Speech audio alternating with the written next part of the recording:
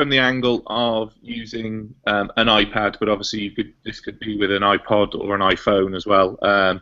I am very Apple orientated, but a lot of these apps can be used on any device as well. So bear that in mind when we're going through things. I'll try to flag ones that are Apple specific, but the majority of these that I'm going to sort of go through are multi-device anyway, so it shouldn't be an issue there. Okay, so first thing to just sort of talk about is the reason behind why you're using the tech in the first place. Lots of people sort of, when the technology first became affordable and was out on the market, would kind of stick it in lessons for the sake of sticking it in lessons, and it became a gimmick, which is fine probably for the first couple of months, but if you know children like I know children, they get very bored very quickly, and will always be looking out for something else. So thinking about the pedagogy behind everything, obviously you're looking at training at the moment and those sorts of things, so hopefully some of these should be relevant to you. Not sure if you can see this very clearly or not, but it's basically just mapping digital tools to develop engagement of students. So the red model is just looking at Bloom's taxonomy, which I'm sure you're all aware of. Yeah? Yeah. Super. This is the idea that in using digital technology, you can work your way through Bloom's taxonomy quite easily, going from the basic low-level knowledge all the way up to deeper understanding of things through being able to create and evaluate in a better way. Obviously, the creation tools using technology are endless, really, and with new apps being brought out all the time, there's no end to how much that children can do creating things. So obviously the technology is really going to support that. The next model along is a zone of proximal development, and I'm not even going to try and say the name because it's got far too many V's and Z's and everything in it, but if you take his name down you can find it. The idea there is that me as an individual, I will only ever know what I know. The second somebody else comes and intervenes with that, it makes my zone of learning a lot bigger because I can know what they know as well. So sharing that knowledge means that we can develop that zone to be as big as we like. So in a classroom of, say, 30 children, you have a definite size of that zone because there's only 29 other people that I can get information from. By using the technology, you can make that zone infinite because you can engage people from around the world. So the use of things like blogs or things like Facebook, Twitter, those sorts of things, you can develop that bigger, and technology allows you to do that. So once you've made some of the things that we'll show you how to make in a second, or we'll show you the potential for making them, by sharing them and getting feedback from more people than are just in your class, it means that you'll get a deeper understanding, or the idea is that you'll get a deeper understanding. The Dale's cone of experience is you've probably studied this anyway. It's if I see something, I will potentially be able to copy it, but if I actually get to do it myself, then there's a deeper understanding. Now, as PE teachers, we know that anyway. That's why we don't just teach how to play football in a classroom by showing videos. We get them out doing things because that's how you embed that knowledge. And it's the same with the technology. The technology can enable students to do that in a deeper way. I suppose that is looking more at things like leadership, so giving them an actual role of leadership, and we'll look at video analysis, etc. in a second, but that definitely is that area covered there. And then finally is the SAMA model, which is when you use technology first, you'll probably just substitute the things you're doing. So I can see people potentially taking notes at the moment, or on an iPad. You could take notes on an iPad and do it in a digital way. But it hasn't actually changed anything. You're still doing the same thing that you were doing before. What you work towards is something called redefinition at the very top, and that is doing something that you would never be able to do without the technology. There's a friend of mine who teaches, well, he was up north, he's moved now, but he was doing some work with students where they were doing some dance, and they actually ended up doing a dance-off with another school in America, and they did it live, they did it via Skype. Now, he wouldn't have been able to do that without the technology. Beforehand, he would have literally had to fly the students out to America for them to have this interaction, but using the technology, he brought it closer to home. They did that, and it engaged all the students, and it gave them a better understanding of the social aspect of dance as well, because it was working with dance from people from a different part of the world. So does that make sense? A brief overview of 4 different pedagogies, but to try and base, obviously, what we're doing in some sort of education setting. Any questions on that? No. Flown through it, but obviously I'll make this available to you guys afterwards, so you can go through it afterwards. Okay, the single best use of an iPad or an iPhone or anything with a video on it is a video analysis. PE teachers have been doing this for ever since you've been able to get hold of a video camera. The benefit of it being on a tablet or on a phone is that you get to analyze it instantly. So in the past, it used to be I'd film students, and then maybe the week later, if the film had been uploaded onto a computer, we may have the time to actually watch it back another time. Things sped up a little bit with the flip cameras, the small cameras where you could see your instant replay. But they were small, they were cumbersome, and they very rarely ever had any charge on them. The batteries tend to last for about 3 seconds, so you never actually got to see anything. Video analysis on an iPad, however, is fantastic, and the uses that you can do with, and even an iPod. When I first started, I was just using iPods with students, getting them to film each other and play back what they've just done, being able to slow things down, being able to talk over the top, to write on the screen, to really sort of pick apart what's gone right in a move or what's gone wrong in a move is really powerful for students. The literacy agenda is huge for everybody these days. It's not just an English issue anymore. It's across the board. Every subject's got to look at literacy, and using the video analysis tools kind of ticks that box as well. So as a really nice I suppose it's fantastic in that sense. I'm going to try, this might not work, so bear with me. I'm going to try and share what the app looks like so you can see for yourselves. And just see if I can get it onto my computer.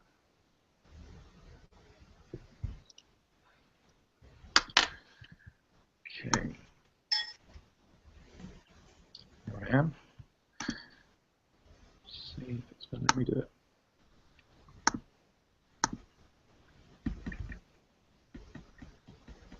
Okay. Yeah, we're on, Matt. Can you see my iPad now? Yeah. Yeah. Yeah, perfect. Okay, so this is Coach's Eye. It's a paid app. You can get free versions of this. Another one's called UberSense. There's Coach My Video. There's lots of different ones out there on the market. This is one that I use majority of the time for when I'm doing coaching, just because it's nice and easy to use. So let's just imagine that this is my PE lesson, and I've got the students to film each other, or as the teacher, I film the students. What this app allows me to do is just finally go through the video, being able to speed things up and slow things down, really fine-tune. So you can look at the point of release of the basketball shot, you can look at where their knees are bent, etc., etc. So it's really neat in that respect. So even just as a video playback feature, instead of me trying to explain to a student, when you took that shot then you released the ball too early, or your knees weren't bent enough, or whatever, and the students having to try and think for themselves, did I can't remember doing any of that. This way you get to actually show them, and it's the visual stimulus that gets them to see their own mistakes rather than me telling them they've made a mistake.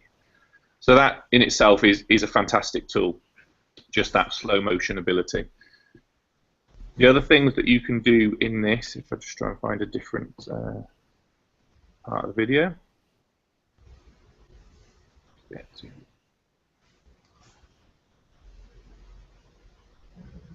And you'll see from this, you've got to think about your viewing angles, etc. as well when you're filming. Here we go. So in this one here, you can break it down. You can see all of those different phases of release, etc.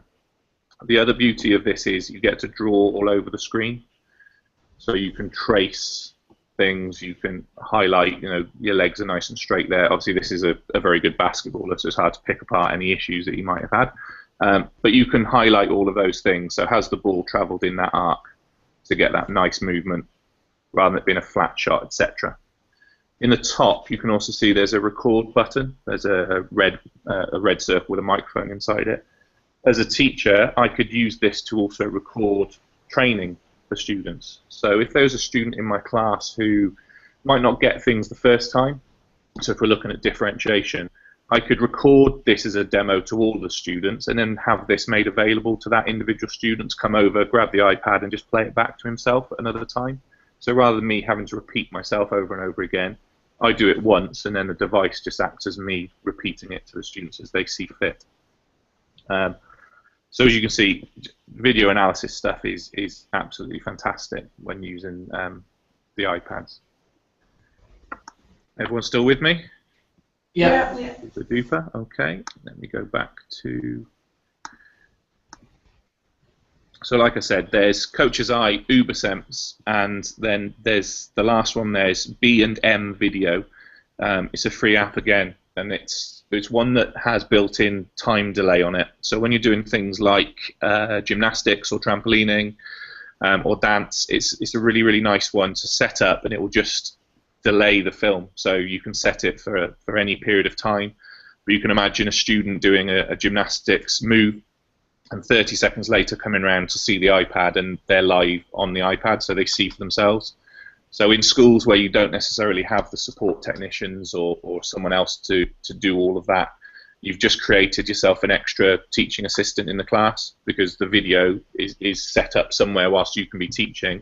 The students can see for themselves what they've just done. So autocorrect in that sense, where the students get to do the teaching of themselves, which is nice. You know, it's handing over responsibility to the students rather than you having to always be there telling people what to do. I've lost my screen.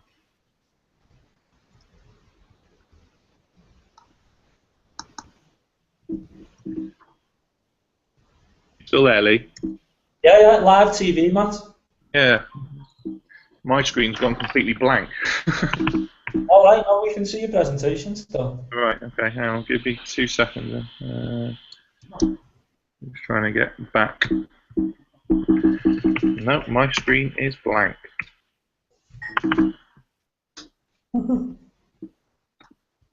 What can you see on the screen at the moment then? Sorry. Oh, I've got a ringtone on my screen. Your phone.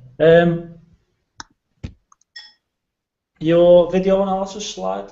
Yeah, I may have to wing it based on what I think was on my slides. My screen's just completely shut off. I'll tell you. Okay.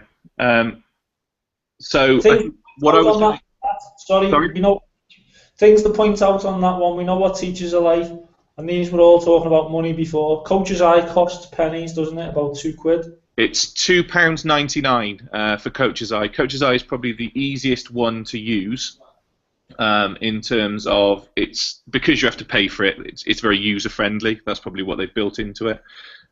So when you've made your movies, you can. Oh, I've got my screen back. I can see what I'm talking about. You can send the stuff to YouTube or Vimeo or something like that. So you've got a place to store the information. There are free alternatives. UberSense is for free. You don't have to pay for that at all.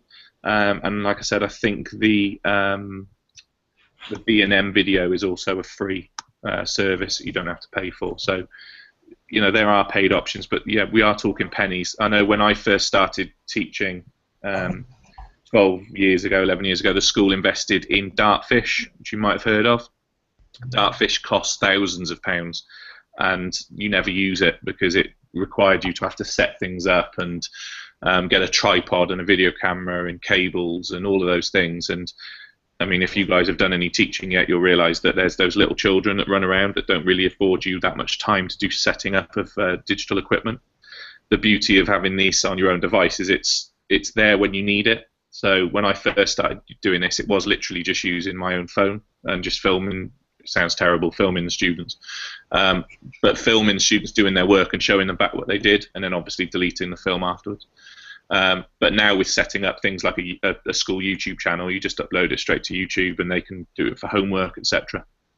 Which probably brings me on to the next section, which is the feedback. So the benefits of using these devices to offer feedback to students. And there's a couple of different things. So Spreaker is a podcasting app. It enables you to basically make your own radio station. But the way we use it within PE is to just record the plenaries of what we're talking about and then sharing it with students so that there's that reinforcement of the thing we did in a lesson. One thing I've learned over time as a PE teacher is I will teach a student for, let's say how to do a layup in basketball. By the end of the lesson, let's say the majority can do the layup, and then the next lesson comes along and none of them can do it. So something happens, by the way, they practice, repeat, and then a week happens and they forget everything else that's happened in that PE lesson. By recording a plenary, what I basically have given myself is a place to store that information to share with the students. And if you're creative in the way you do things, you can see down the bottom, the last app on there is called Edmodo. Edmodo is Facebook, but for schools, fundamentally. So what I would do is record my plenary of the lesson, talking about who'd done what and what we need to focus on for the next lesson. And then I'd share it with my class via Edmodo, and they could access it at home. You can share anything through Edmodo. I'm not sure if I've got any groups set up. Let me just double check if I've got any on my device at the moment to share. But I'm sure you've all got Facebook, yeah? Yeah. You're all a lot younger than I am, so I'm sure you've all got Facebook. But fundamentally, it's set up exactly the same way as Facebook is set up, which is done on purpose because they know that children are going to access it because they know what it's about. What it enables you to do is have that conversation the same as you would on Facebook, so have the interaction with students, but it's in a safe environment where you set up a class for your students. They access it via a code, and only they can see the communication. So if you're uploading videos of them, only they will see those videos. It's not public on the internet or anything. Let me just try and share my screen with you now. Show you an example.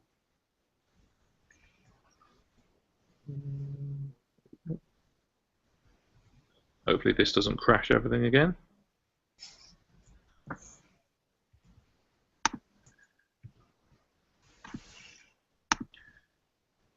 Okay.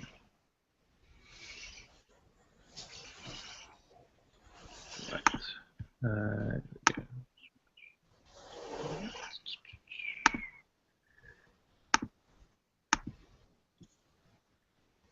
Okay, have you got my iPad back on again now yet? Yeah. Yeah. Okay. So this is Edmodo. This is how I used it with my Year 7 class last year. And basically, as you can see, I would put a post on talking about what we'd done in the lesson. So here we've got this week we looked at passing along the line in rugby. I'd put a couple of things on there, and the students would reply through it. So I kind of jumped ahead of myself now. This is flipped learning. Have you heard of flipped learning at all? No. No? Okay, so flipped learning is the idea of trying to engage students in what originally people were just called homework, but homework is kind of a tainted word now, and no one ever does their homework. So flipped learning is the way of trying to preempt what's going to happen in the next lesson by engaging students in either watch a video, listen to a podcast, engage in a conversation so that they come to the next lesson prepared for what you're going to teach them in that lesson. So rather than homework being an end result of a lesson, so at the end of this session, do this worksheet, etc., and bring it in next week, you would use the homework time to prepare them for the following lesson. So a few things that we would do using Edmodo is put on some videos. So you can see here at the top, I've just put this attached video may help your understanding of the game. This was Year 7 boys playing rugby in a city, Bristol. They don't get the game at all. They've never played it before. So just by putting some examples of rugby on there, they get to watch it before they come to the lesson, so they know what the game is about. They can kind of start to see, oh, it's a contact sport. There's different size players. People seem to have different roles, etc. That starts the lesson quite nicely. Now, just by me having an iPad, I can set this up.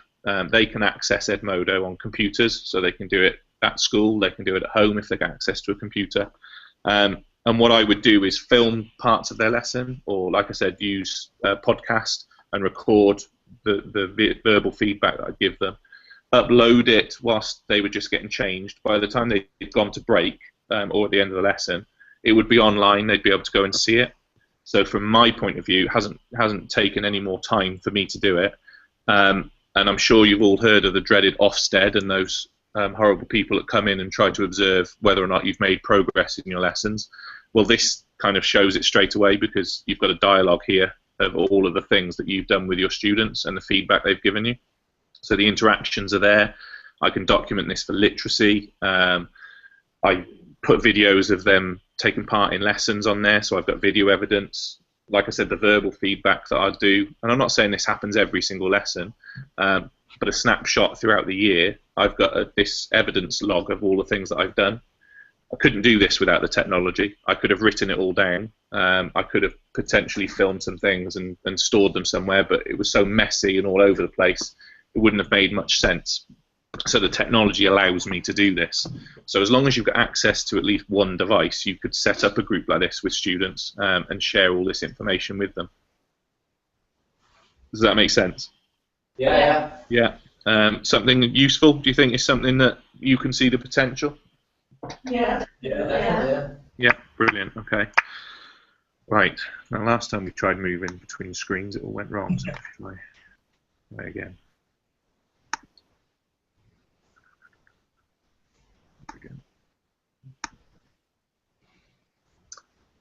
Okay.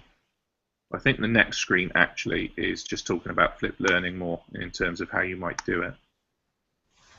So, like I said, flipped learning is preparing students for the following lesson, and these apps are ways of doing that, I suppose. So there's iMovie, which is an Apple app. It's, if you buy devices now or since last September, it's free, but if you bought them before that, if you've had your device for a while, it's about $2.99, I think it is. So again, it's not massively expensive. Explain Everything is an app. I'll show you that one in a second. It's an interactive whiteboard app, which is quite neat because interactive whiteboards cost about £5,000 and the app costs about £2.99. So it's cost effective, should we say. Plus, as PE teachers, unless you're lucky, you never teach in the same classroom twice in a row. I used to have to run around all over the school trying to find a classroom if I ever needed one, and invariably it wouldn't have an interactive whiteboard in it anyway, because all those classrooms would be used. So this was nice for me because I'd have all my teaching resources with me at all times. And the last one is Shadow Puppet, and it's a really, really simple photo and voice record function, so you can make your own videos to explain things to students. So fundamentally what flipped learning is I would do a screencast, so basically similar to what I'm doing now. If I record all of this, which Lee's doing, I could make this available to you guys before we have a lesson. You come to the lesson then full of questions. So the normal question I would get at the start of a lesson is, what are we doing today, sir? When are we doing football? Which is always the question. Instead of those questions which are useless, they would come with, sir, I watched that video and I don't quite understand this bit, or I watched that video and I'd really like to have a go at this. So there'd be questions that we can use throughout the lesson.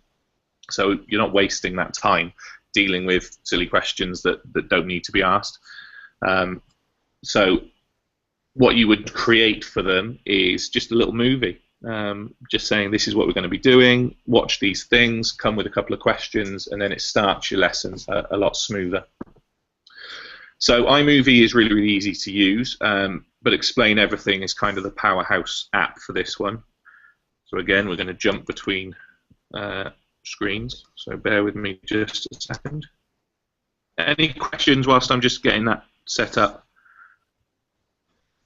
No, I don't think so. They all seem quite straightforward. The iPad that you use when you was like filming the students and stuff, is that your personal iPad? It was at first, yes, and then the school invested in some iPads for us. Every school's going to have a different system when it comes to that, but we had a dual share model where the school paid a little bit of money. Are you asking because of the filming of students? Yeah, because I know that our school is exceptionally strict. We had someone talk about using their iPhone. The first thing that they got back was that iPhone, you're not allowed to have your phones out, and then the second thing was that you can't film the students. Yeah. So I'm don't even think if it was like your personal iPad and you showed them, I don't know whether they'd let you.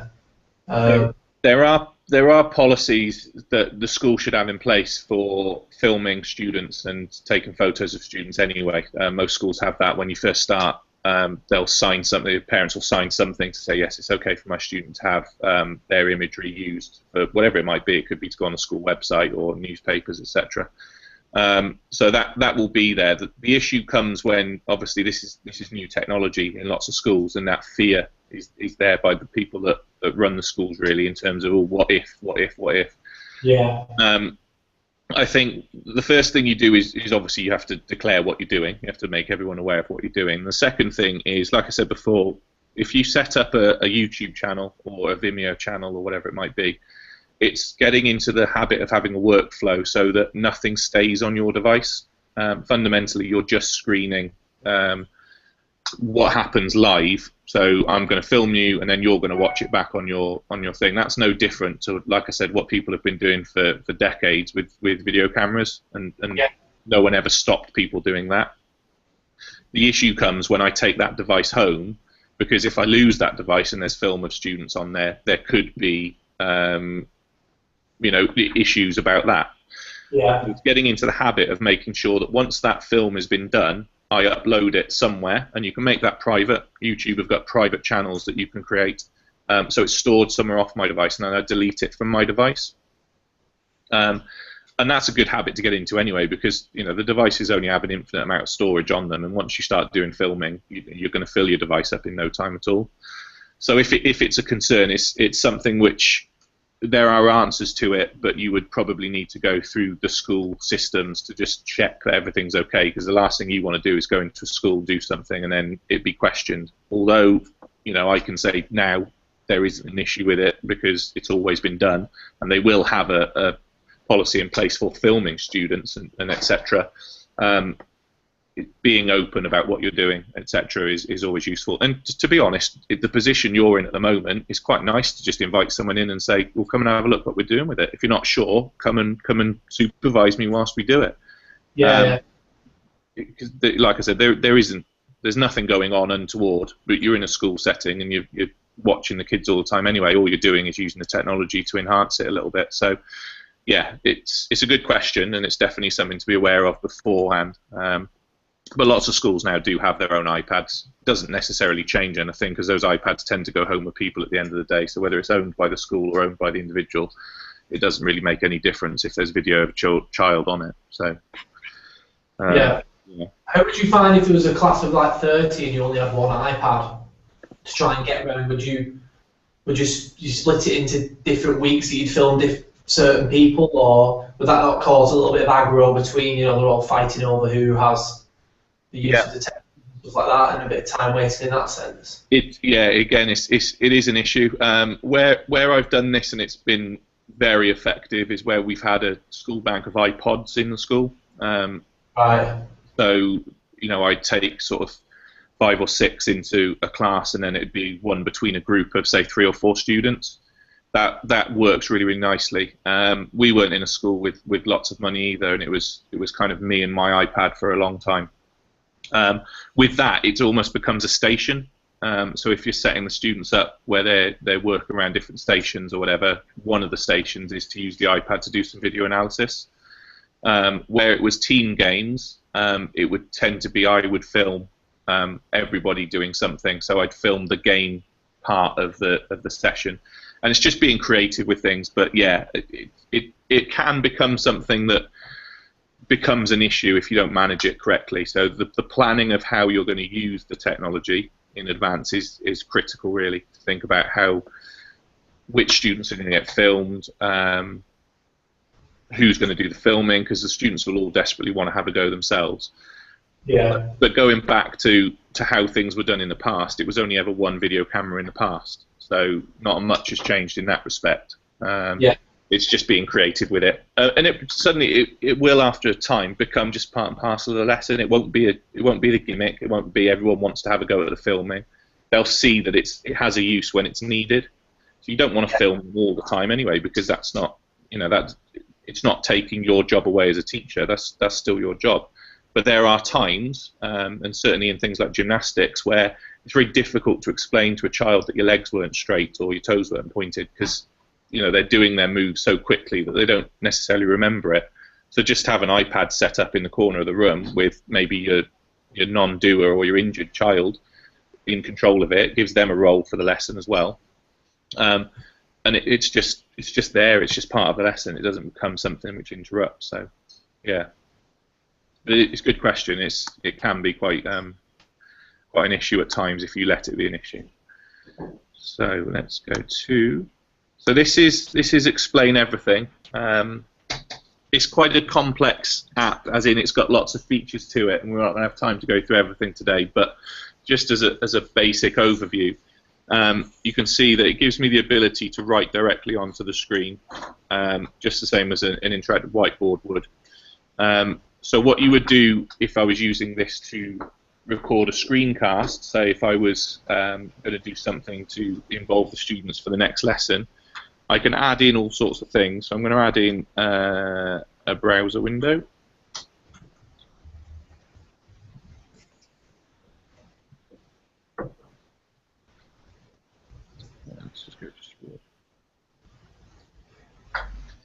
Okay, so if there was in here, let's just see what I can find.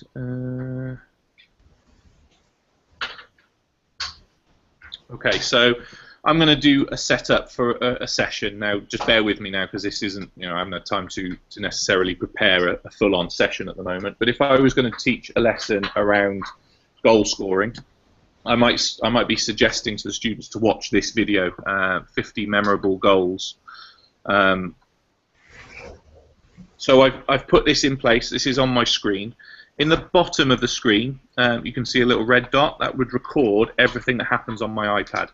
So everything I do on my iPad, once I click that button, will be recorded.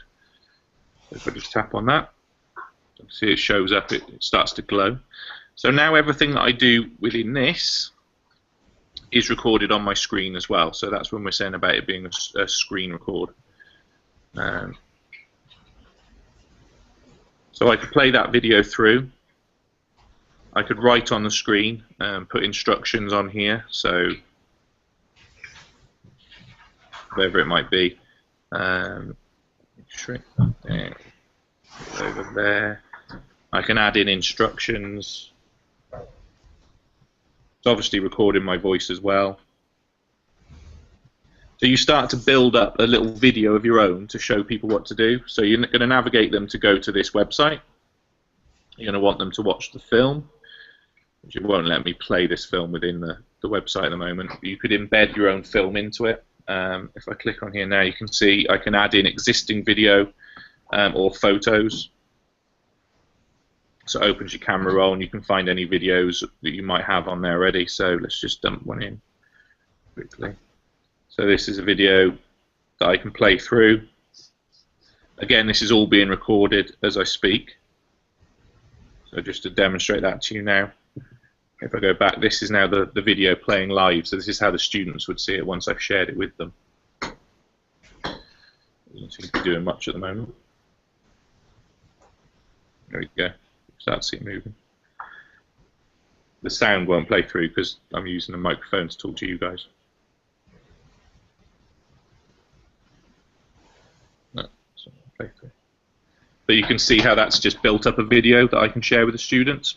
Yeah. So film them the week before, input that video, put some text on there. Could be the learning outcomes. It could be absolutely anything. But the tool is there. Does that make sense? Yeah. So that's flipped learning. It is certainly to get students engaged. I don't know the sorts of students that you're teaching at the moment, but if they're anything like the ones I was teaching in inner city Bristol, they needed that kind of prompt before lessons because there was so much going on in their lives outside of school that they definitely could not keep up to date with what was going on in school. So flipped learning worked really, really well in that. Okay. And the last one, which is fantastic for having a single iPad, is an app called Socrative. Now, Socrative will do all of your assessment and learning really, really quickly. So I'm sure you've all watched Who Wants to Be a Millionaire? Yeah. Yeah. So what Socrative does, and there's two apps. There's a teacher app and a student app. The teacher sets up a quiz in advance, and the quiz can be on whatever. Now, for use in a single device classroom, it is literally gauging how much students understood what you've done in the lesson. So the usual tool that I was taught when I was training to teach was the thumb tool, to say, right, put your thumb understood what we've done today. Your thumb in the middle if you're not quite sure, your thumb down if you've got no idea. And the problem with that is look around at all their friends, and if all their friends had their thumbs up, they put their thumb up even if they didn't understand a single thing they were doing. So the benefit of doing something like this is it's not from the point of view the students or whatever they want on it, just come directly to me, and their friends don't need to know whether they think they know everything. So you just create a quick quiz. It's built in called an X. Now, it's difficult to demonstrate because you need both sides. But room number, you can see it says 6658. That's my. Matt, we're losing your audio. It's going in and out. I guess it'll be a connectivity problem, possibly. Is that better? Am I back? Yeah. Okay, sorry. So it says room 658. That's my room. That's unique to me. The students log into a device, and they log into that room as well. And my questions come up on their screen. So that's the Who Wants to Be a Millionaire bit. It will come up in the voting if you put in multiple choice. Now, the way I've done this with students is I set the quiz before my lesson. So I can set it on my iPad using the teacher app. And then once I've set it, I close the app, I open up the student app and log in as if I was a student. As long as there's a few questions, this is going to take a few seconds to fill in, i.e., how did you feel about today's lesson? Did you understand what you had to do? Give yourself a full rating or a number rating. And it only takes a few seconds to fill it in. But what I would use in the last couple of minutes of the lesson, I just literally pass my iPad to the students to get the feedback from them. Two things that does. It gives me a vision of their true answer and their perceived answer, because they're not going to put their hand up to say they don't understand something in front of them. But it also documents what they've done in a lesson. So again, and not everything is about doing things for Ofsted's sake, but they will come and ask for evidence of progression. This is an instant evidence created for that progression of the students. It's a timestamp so they understand at that point. And then in 3 weeks' time, if I gave them the same quiz again and they'd shown improvement, then that will not have to worry about anything. So once they do the quiz, it sends you a report as an Excel file, a record somewhere. So it's quite neat in that way. So that's a fly through of apps. Any other questions on those?